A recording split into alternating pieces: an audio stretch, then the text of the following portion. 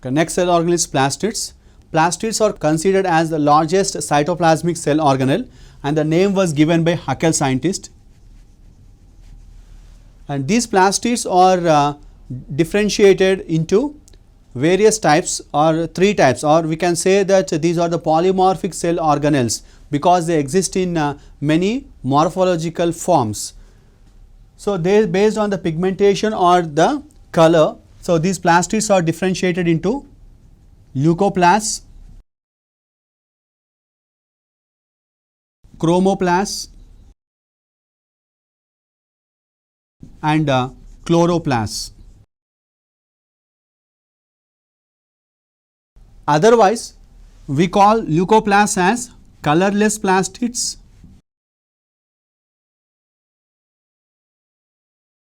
and chromoplast and chloroplast as colored plastids. This is one type of differentiation that can be observed in the plastids. Either we can say plastids are of 2 types, that is colorless plastids and colored plastids, or otherwise 3 types, leucoplasts, chromoplasts and the chloroplasts. So, based on the type of pigmentation and the color that is provided by the plastids to the particular cell or the part of the plant. Let us start with the first one, the leucoplasts or the colorless plastids. So, actually in Greek language, leuco means colorless and plas means molded. The colorless molded structures are called as a leucoplasts, and these are non-pigmented. Non-pigmented plastids. So, which does not provide any type of color to the part in which they are present. And what is the function related to them? These are mainly concerned with the storage of food materials. Generally, any part of the plant where the food metals are stored, the cells in which that part, so the cells of that part contains more number of leucoplasts. So, likewise we can take the examples of many underground stems, aerial stems and also some other parts of the plant body where the swollen structures are present. Those swollen structures are tuberous structures, contains more number of leucoplasts inside them.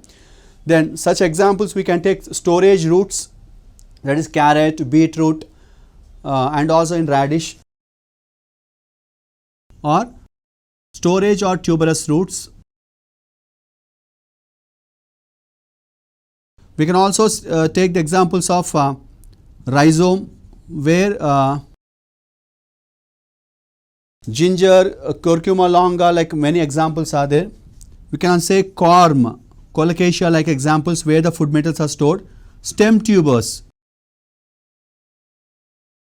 that is in potato like examples, and bulb, the fleshy leaf bases. They are also been seen in the bulbils. Bulbils of various examples like Dioscorea, oxalis like many examples. They can also be seen in the succulent leaves. They can also be seen in succulent stems and succulent roots also. Succulent stems like euphorbia and opuntia, and succulent roots like in asparagus. Like many such parts of the plants are there where the food metals are stored. So, because of only one reason, that is presence of leucoplasts, and of course tuberous stems like Nolcol, bulbophyllum like examples, like wherever the fleshy structures are there, those fleshy structures are concerned with storage, and that function is because of the presence of leucoplasts inside them. And in which part of the plant body the leucoplasts are more in number means the part of the plant which is not exposed to the sunlight directly, or in the deeper parts or deeper tissues of the plant body, the number of leucoplasts will be very high, like in cortex region, because that to be inner cortex of the stem and the root contains more number, and also some tissues, some cells present in the medulla where they are concerned with storage. So in such parts where they are not exposed to the sunlight, those parts contain more number of leucoplasts inside them. Based on the type of food material that is stored in them, leucoplasts are differentiated into three types based on the type of food material that is stored inside them. Like first one, amyloplasts. Amyloplasts are those which are concerned, are the leucoplasts which are concerned with the storage of food materials in the form of starch and carbohydrates. So this type of leucoplasts are mostly present in the grains of rice, wheat, etc., where the food materials are in the form of carbohydrates or starch. The second one are elaioplasts, are the one which are storing oils and fats. So oils or fats are stored in those parts where the seeds of castor are such examples. Then third one is proteinoplasts. Third type are proteinoplasts or alluroplasts. So these are the one which are storing the food materials in the form of proteins. Particularly, as we know that there is a special membrane is present or layer is present in the seeds of monocots, that is called alluron layer, so which is rich in proteins. So alluron layer in or alluron layer of wheat and rice, such examples. And the seeds of castor. Then proteinoplasts are present in cereals, seeds of cereals.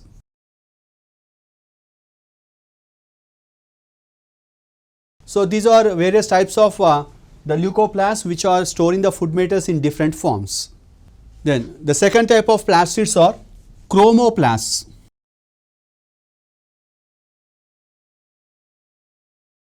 Chromoplasts are the colored plastids, so which are providing mainly red color, orange and yellow color, or otherwise we can say other than the green color, the plastids which are providing different colors to the part of the plants wherever they are present. Such type of plastids are called as chromoplasts. Generally these are the one which are pigmented. So the major type of pigments which are present in the chromoplasts are carotenoids. The major type of chromoplast pigment present in the plants are the carotenoids, which are further differentiated into carotenes and xanthophylls. Carotenes are the one which are providing majorly red color and orange color, whereas xanthophylls are the one which are providing yellow color to the part of the plant wherever they are present. And the molecular formula is C40 H52 or H52 of carotenes, whereas xanthophylls are C40 H52 and O2. So these are reduced form of carotenoids where oxygen is not present, whereas these are oxygenated forms of carotenoids where along with carbon and hydrogen they also contains the oxygen in them. So carotenes, best example we can say alpha carotenes, beta carotenes and gamma carotenes are there. Gamma carotenes are there, whereas here beta carotene is the one which is providing orange color to the roots of carrot. Of course, carrot have one special feature. Carrot is the one the tuberous root is present. Tuberous means which is storing the food materials. The storage of food materials is because of due to presence of leucoplasts inside them, and the orange color is due to presence of chromoplasts. So the tuberous root of carrot contains both leucoplasts and also chromoplasts. So likewise, different colors are provided by various types of carotenoid pigments. Let's observe some examples of xanthophylls which are providing different colors, and also some examples of keratins which are providing different colors to different examples. Before that, we know that the multicolored nature of the petals is due to presence of a chromoplast pigment in them. And in which part does the chromoplasts are present? They are present in the roots, because the brown color, except the roots of Cteniophyllum where they are green in color, and they are present in the seed coat of some of the plants, and they are also present in the pericarp of generally the ripe fruits. So these are some parts where we can observe, of course, the matured stems also, where the brownish color will be there. So wherever different colors are there other than green, that part contains the chromoplasts in them. And when they are present in the petals, as we know that the petals become very much attractive, and they are helping in attracting the insects. So these are helping in cross pollination.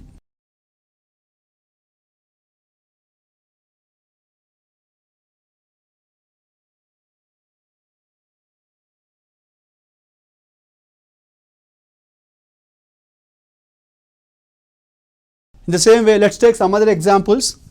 We know that tomato, the ripe fruit,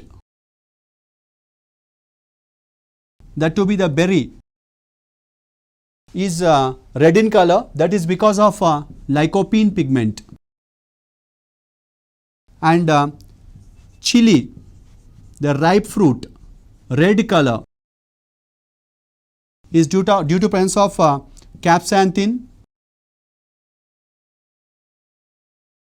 So likewise, different colors are provided, or the same red color by different types of pigments is also been observed here. So likewise, the chromoplasts are providing different colors to different parts of the plant body. And where does the chromoplast pigments are present? The chromoplast pigments are present in chloroplast, and of course chromoplasts are the lamellar structures. These lamellar structures are comparatively less so the lamellar structures are comparatively less than that of the chloroplasts. And chromoplasts are the one which contains one more pigment called as anthocyanin pigment. So anthocyanin, as we have discussed, it is present in the cell sap of the vacuoles, and anthoxanthin also, which is also present in the cell sap of vacuole, provide multicolors to different parts of the plant body wherever they are localized. So these are various characters related to the chromoplasts and the chromoplast pigments. Third type of plastids are chloroplasts.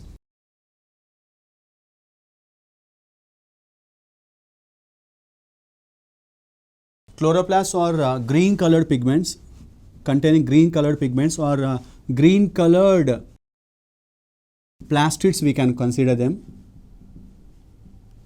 And these are present in various parts of the plant body wherever the green color is present.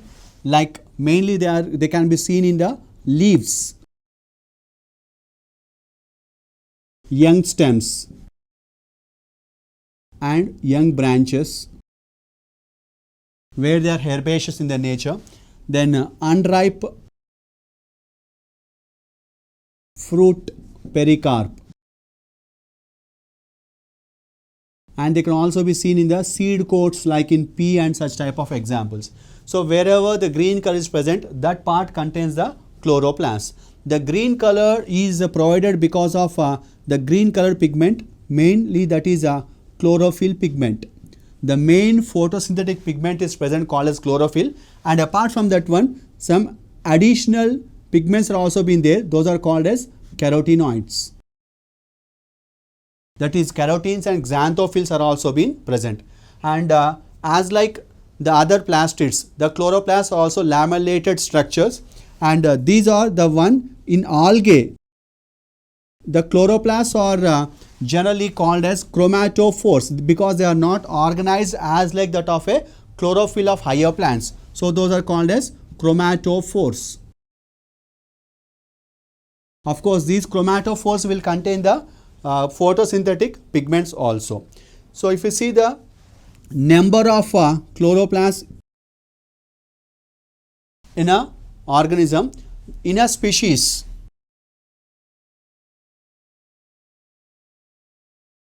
the number is constant. The number of chloroplasts is same.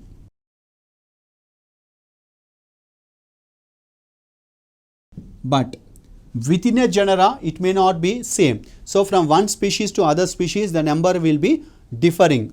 So likewise the number is not a constant number, but what is the average or mostly the number of chloroplasts in a cell is 20 to 40. Number of chloroplasts in a cell is ranging from 20 to 40. The highest number are present in the more green colored one, like in mesophyll tissue present in the leaf. Particularly the palisade parenchyma contains more number of more number of chloroplasts when compared to the spongy parenchyma. Shape of chloroplasts. There is a lot of diversity in the shape of the chloroplasts, like it may be plate-like in eulothrix, or it may be reticulate as like in Edogonium, or it may be cup shape as like in Chlamydomonas.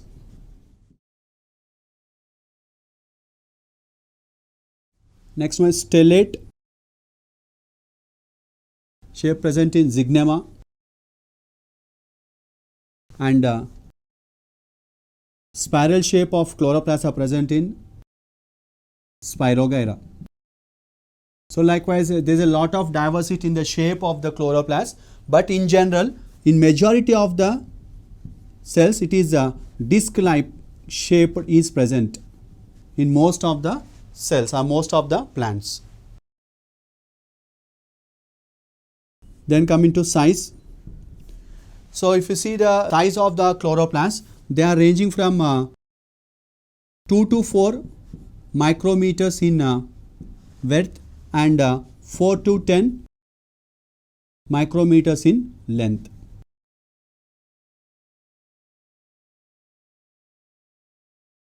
So this is a various characters related, basic characters related to the chloroplasts. In which type of cells these chloroplasts are present? Chloroplasts are present in those, generally present in eukaryotic cells which are concerned with the photosynthesis. Then these are absent in the non-photosynthetic structures and also in the heterotrophic type of organisms. And these are also the structures which are covered with a double membrane. As like mitochondria, they also contains the double membrane, but the thing is both the membranes are not showing any sort of foldings. So both the structures or both the membranes are smooth and soft without any foldings on them. This forms the outer membrane and the inner membrane. Both of them are similar to that of a biological membrane, which are having the same thickness 600 to 700, whereas here the middle space is present. This is called as periplastidial space.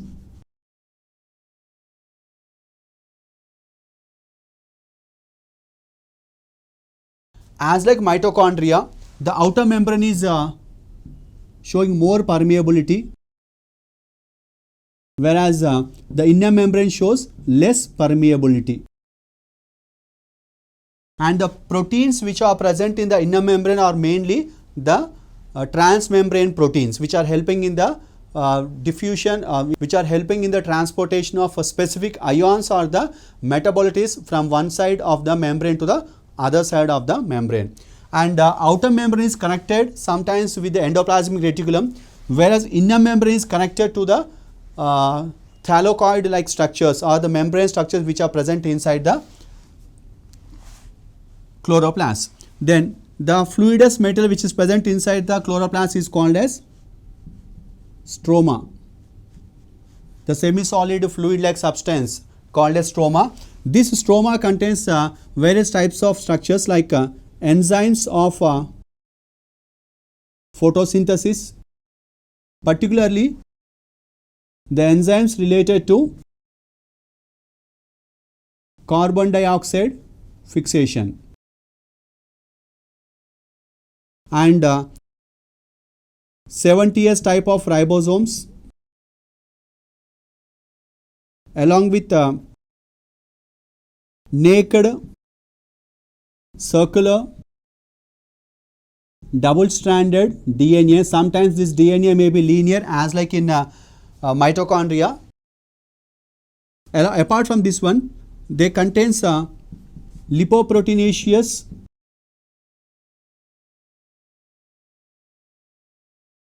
membrane structures which are extending from one end to the other end. This type of structures are called as thylakoids, and of course these are interconnected with one another also.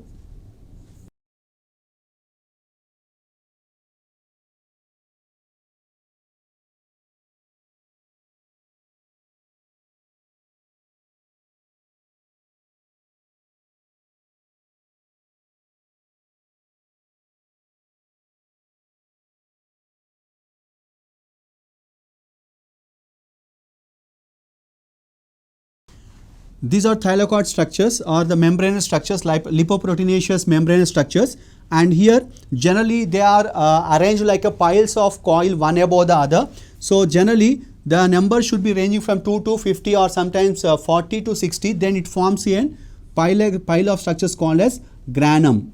So all the thylakoid structures or the membranous structures which are arranged one above the other in the form of a bunch or a bulk like structure called as a granum. And these thylakoids are called as granum thylakoid or grana thylakoid.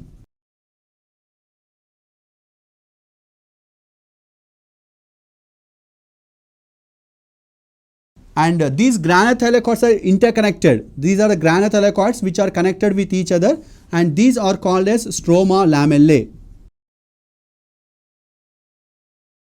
or stroma thylakoids.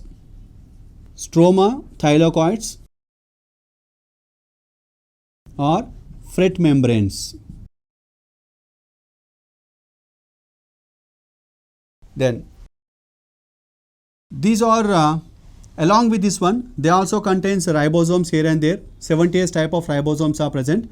Due to presence of ribosomes inside the stroma, different types of proteins or enzymes are synthesized with the help of amino acids. Along with this one, they also contains RNA. They also contains little amount of RNA. So here, apart from this one, they also contain starch granules,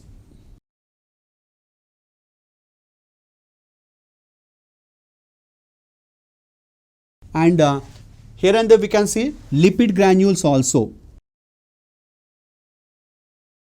or globuloproteins or lipid granules. So this is the internal organization that can be observed in the chloroplast. And if you see the chemical composition of chloroplasts,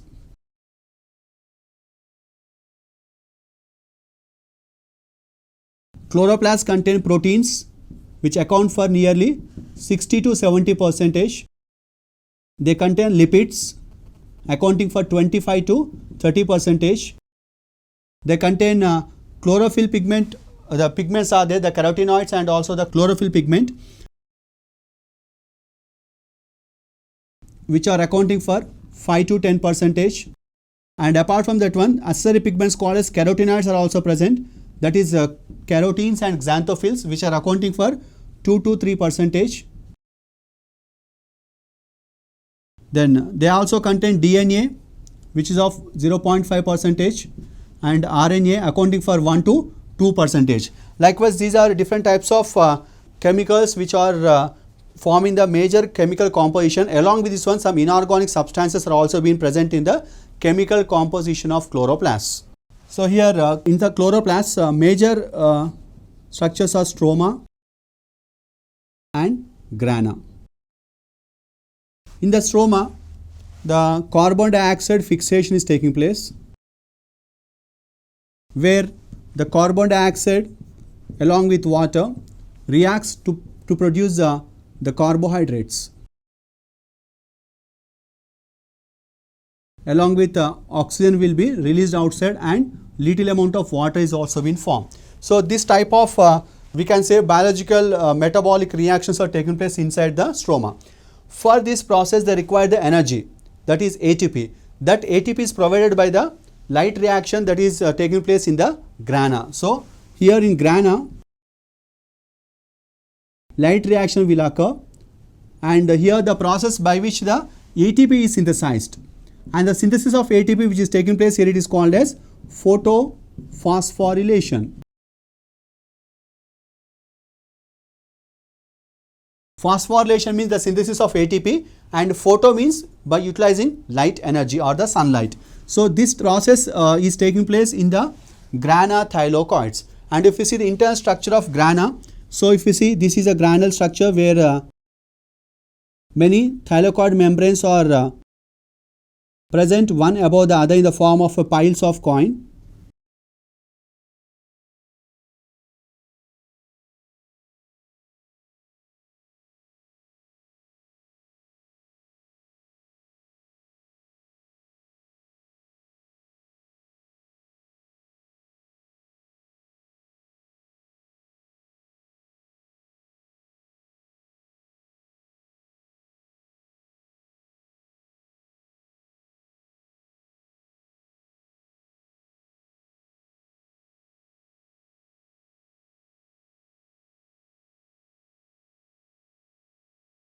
So, this forms a grana, or these are the granas, and they are connected with the interconnecting structures. These are called as stroma lamellae, and this is a, and some parts we can see that from this region to this region, where the this part of thylakoid membrane which is not exposed to the into the lumen, which is not exposed into stroma, this part is called as a appressed region. Here also from this part to this part, and from here this region is a appressed region, and this part which is exposed into the stroma, and this region. So, these parts which are exposed into stroma, this region is called as a non-appressed region.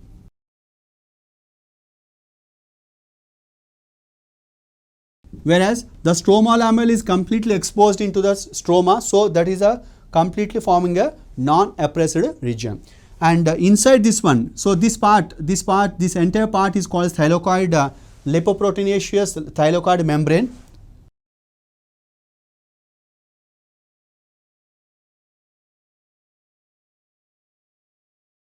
And inside which we can see the empty space. So, this empty space is called as a lumen. Empty space is called as lumen. So, every thylakoid membrane contains empty space inside them, that is called as a lumen. And the thylakoid membrane is a structure which contains the photosynthetic pigments. That is both the main photosynthetic pigment, that is chlorophyll, is present, and also the accessory pigment, that is carotenoids, that is carotenes and xanthophylls are present. Here in the thylakoid structure or in the chloroplast, we can see the presence of photosystems. Two types of photosystems have been identified by Emerson. Those are called as photosystem 1 and photosystem 2.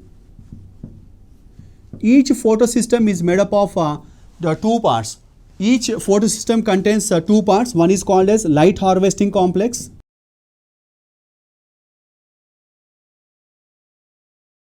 or antenna, and the second part is called as a reaction center. So, reaction center mainly contains chlorophyll A molecule, whereas the light harvesting complex or the antenna contains both chlorophyll A, chlorophyll B along with the carotenoids. So, what does the carotenoids will do means they will trap the solar energy and transfer that solar energy to the reaction center, where that energy will be transformed, the solar energy is transformed into the ATP molecules or the chemical energy form. So likewise, every photosystem will contain both the light harvesting complex and the reaction center. So where does all these structures are present means they are present in the thylakoid membrane. They are present in the thylakoid membrane where they are helping in the synthesis of ATP molecules. The thylakoid membrane not only contains this light harvesting complex and reaction center, they also contain many electron carriers which will help in the movement of electrons which have been released from the photosystems. Okay, here apart from that one, there is one more structure called as oxygen evolving complex. We call it as OEC. So this is our other structure which is also helping in the, or we can say that which is helping in the photolysis of water.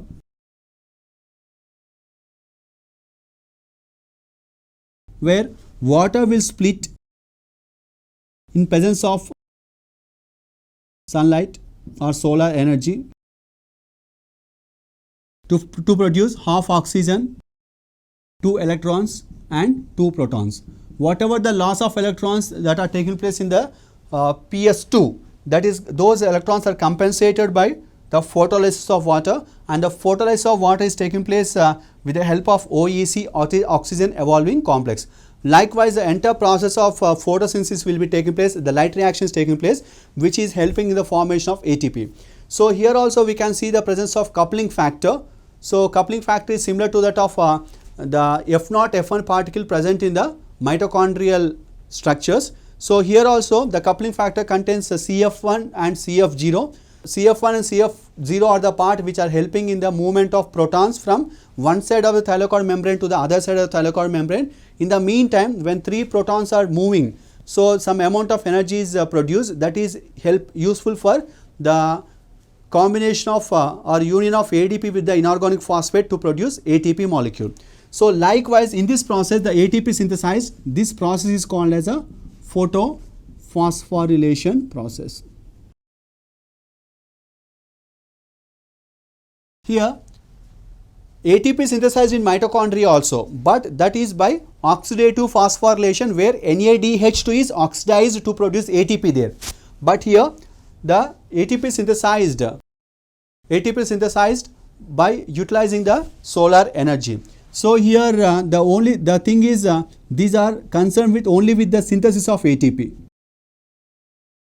but mitochondria is concerned with synthesis of ATP and also storage of ATP also. That's the reason why mitochondria is called as powerhouse of the cell. And here why does ATP is not synthesized? Here it is because whatever the ATP that is formed during the light reaction is consumed in the very next step, that is called as a carbon dioxide fixation, or we can say that for carbon dioxide fixation to produce the carbohydrates, the energy is provided by the precursor step, that is called as a photophosphorylation taking place during the light reaction. So here the main function of plastids is both the light reaction and the carbon dioxide fixation are taking place in the grana and stroma respectively, leading to the formation of food materials by a process called as photosynthesis, or synthesis of photosynthates, or the synthesis of organic food materials. In some algae like in Spirogyra, they contain specialized structures called as pyrenoids. So pyrenoids are the proteinaceous structures which will store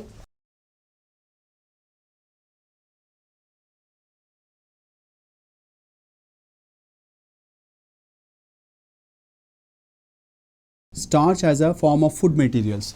This type of special structures are present in some of the algae like in Spirogyra, and we know that if a chloroplast is present, it will be having both grana and also stroma, but exceptionally there are some chloroplasts which does not have grana, so those are called agranal chloroplasts. So this type of agranal chloroplasts are present in the bundle sheath cells of